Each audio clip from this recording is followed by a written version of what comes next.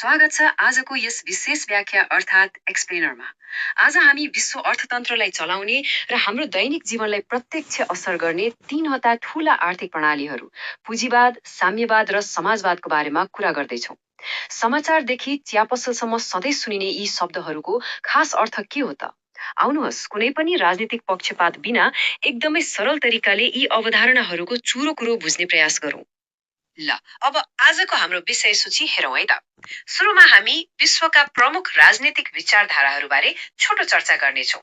त्यसपछि क्रमशः पुँजीवाद, साम्यवाद र समाजवादका मुख्य कुराहरू खोतल्नेछौँ र अन्त्यमा यी सबैलाई एकै ठाउँमा राखेर तुलनात्मक सारांश पनि हेर्नेछौँ।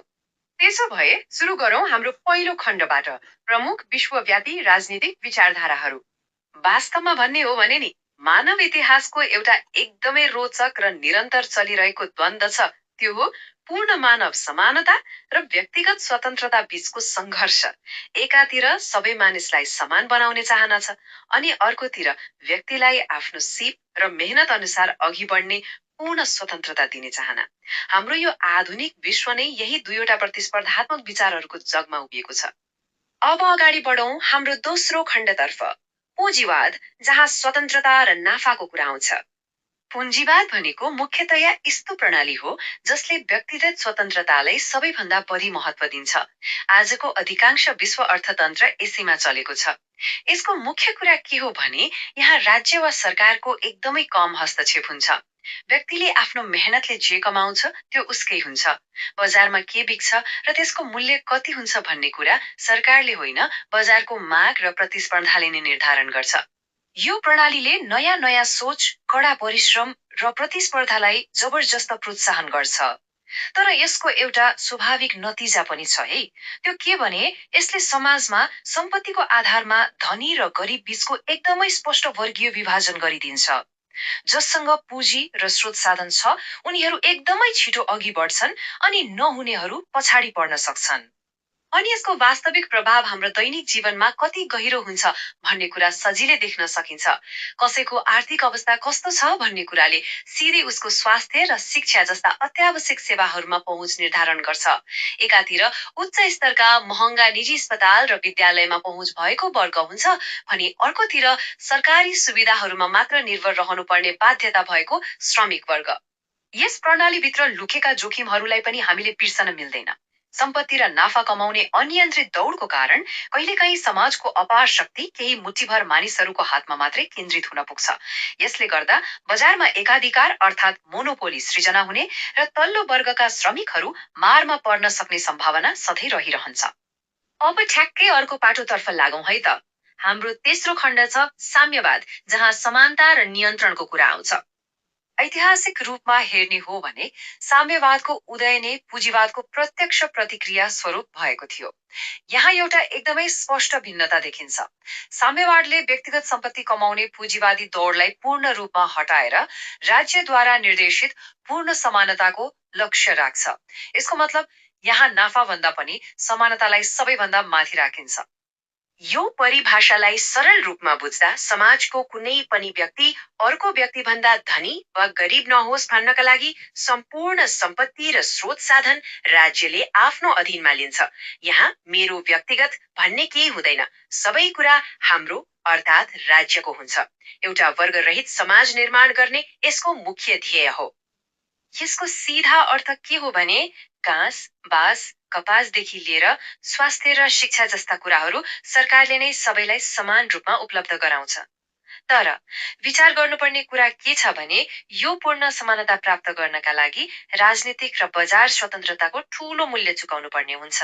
किनकि यस प्रणालीमा बहुदलीय प्रतिस्पर्धा वा खुला बजारको कुनै गुन्जाइस नै हुँदैन।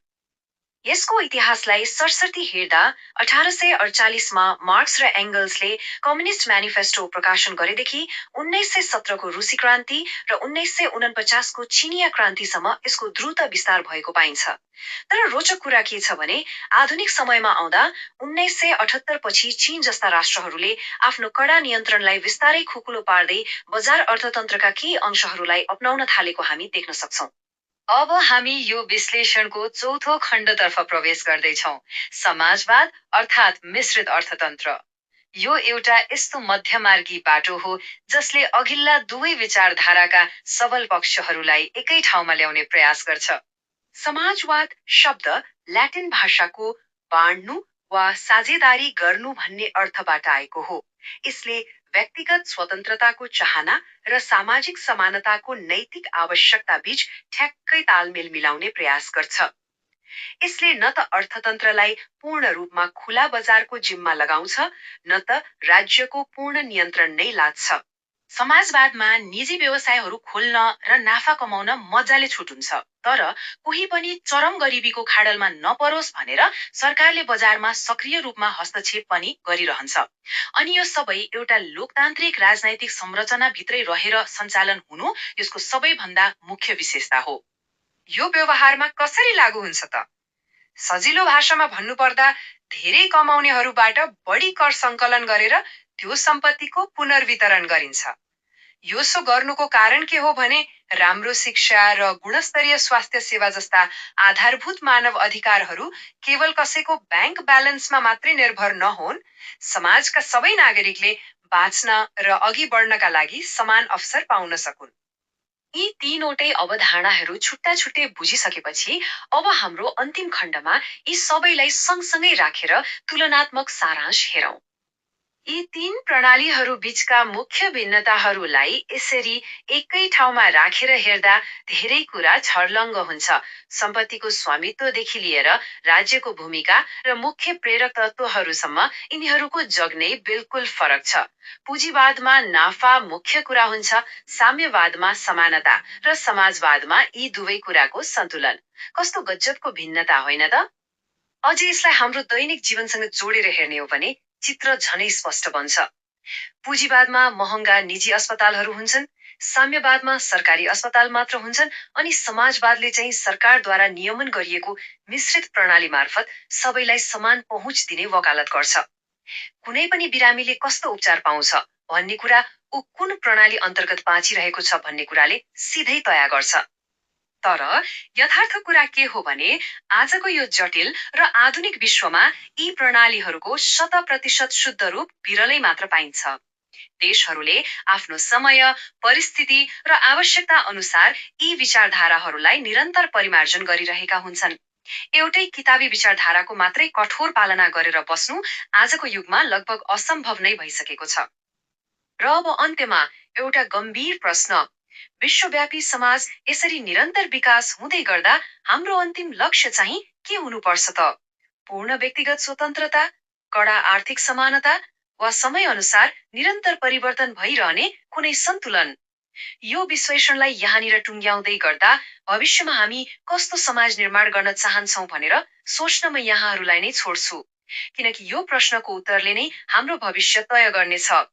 आजको यस व्याख्यामा हामीसँगै रहिदिनु भएकोमा धेरै धेरै धन्यवाद।